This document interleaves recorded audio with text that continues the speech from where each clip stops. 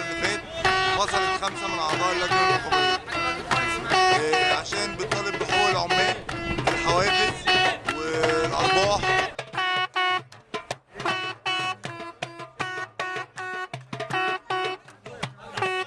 احنا مضربين عن العمل بقالنا من يوم 10/6، وكان في بدايه الاضراب وقفت، احنا كنا واقفين وقفه اعتصاميه يوم 29، وجت الشركه راحت قاطعه عننا الكهرباء والبخار داخل المصانع، فالناس راحت طالعه واقفه بره مع زمايلها اللي واقفه قدام الاداره، فراحت عامله محاضر للزملاء النقابيين وعامله محاضر في العاملين في الشركه، ورفعت عليهم قواضي ان هي خسرت الشركه ما يعادل 52 مليون، وهي الشركه هي اللي بدات بقطع الكهرباء وفصل البخار عن المكن.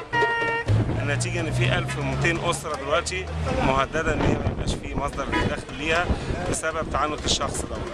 لو في مستثمر، احنا فعلا بنشجع الاستثمار في مصر، ولكن احنا مش عايزين المستثمر اللي بينتهك الحقوق، لازم يحترم قوانين البلد ويحترم العمال ويبقى في احترام متبادل بين العامل وصاحب العمل علشان البيزنس يمشي. احنا مطلبنا دلوقتي ان يتلغى القرارات التعسفيه، لان مفيش اي يونيون في الدنيا في وقت اضراب ان انا كمان ان انا اخد قرار تعسفي ضدها عشان استبعدها، وفي نفس الوقت ما ينفعش ان انا اسيب 1200 اسره بيوت مفتوحه من غير اجور.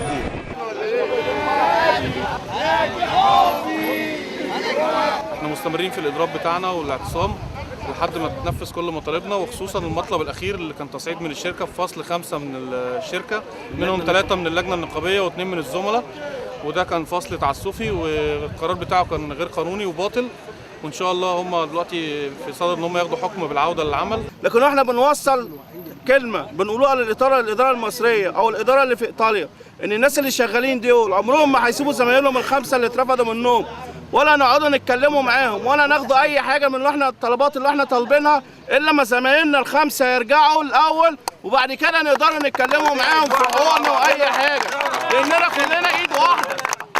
كلنا ايد واحده، كلنا مع بعض، كلنا ايد واحده، كلنا مع بعض، كلنا ايد واحده، كلنا مع بعض. القانون العمل المصري بيقول ان 10% من ارباح الشركه يوزع على العاملين. احنا كان السنه اللي فاتت ارباح الشركه 130 مليون جنيه، المفروض للعاملين 13 مليون جنيه اللي هو 10%، اتوزع علينا 9 مليون جنيه بس، يعني في 4 مليون جنيه راحوا فين محدش عارف. هل الشركه بريلي العالميه يعني ارتدت عن الاخلاقيات الانسانيه؟ كنا مستنيين من المستثمر ان يكون مستثمر ما يكونش مستعمر. اول المستثمر ده ما جه اتفق مع الحكومات الفاسده اللي قبل كده، حكومه عاطف عبيد، ان التصدير للشركه دي يتاخد بسعر التكلفه، يعني اي شركه في اي دوله في العالم بتتمنى ان هي تصدر عشان الربح يعود على العاملين، لا ده احنا بنطلع تقريبا 70% من انتاج الشركه دي تصدير، والعاملين بيعود عليهم ايه؟ ولا حاجه، لان المنتج بيطلع بسعر التكلفه للتصدير. انا بوجه الرساله لرئيس الجمهوريه الجديد ان هو يقف معانا ويمد ايده لينا، عشان احنا النواه للبلد كلها، للوطن كله. احنا بنخاطب اتحاد العمال الاوروبي ان هو بنستغيث انه يجيب حق العامل المصري، لان احنا ملناش اي حقوق مع المستثمر احنا مجرد ان احنا عبيد في القاره السوداء، مش عارفين ليه احنا بنعاني. العالم كله في تطور الا احنا، على الرغم ان احنا زمايلنا في مصانع بريل اللي في اوروبا وفي جميع انحاء العالم على اعلى مستوى معيشه. احنا مش طالبين مستوى عالي، احنا طالبين حقوق وقوانين تتنفذ. في الاول وفي الاخر اي شركه بتبدا او تشتغل الناس اللي بترفعها، مش اي حد تاني، مش هيجي مهندس ولا مدير يشغلها ويرفعها بالاسم اللي هي فيه ده، استحاله. كل اللي بيعمل ده الفنيين والناس ديت وعمال اليوميه ديت اللي حقها اتهدر محدش بيتكلم عليه، لا مدير ولا مهندس ولا اي حد. ان انا باجي كل يوم وبسيب بيتي وبسيب عيالي وببات هنا اهوت في الشركه طول الليل، وبروح البيت انام طول النهار وحرق اعصاب عشان خاطر اخر الشهر يجي مهندس بجره قلم يروح كاتب لي جزا، وانا لما اخش اتكلم في الجزا بتاعي دوت يقول لي هو كده، انا ليا الشهر دوت عند المدير الفلاني 100% جزا، 120% جزا، وزع لي الجزا دوت على الناس دي عشان هو ياخد ال 120% دولت يديهم للناس اللي موجوده فوق، اللي قاعده في التكييف وقاعدين في المكاتب مش حاسين بينا.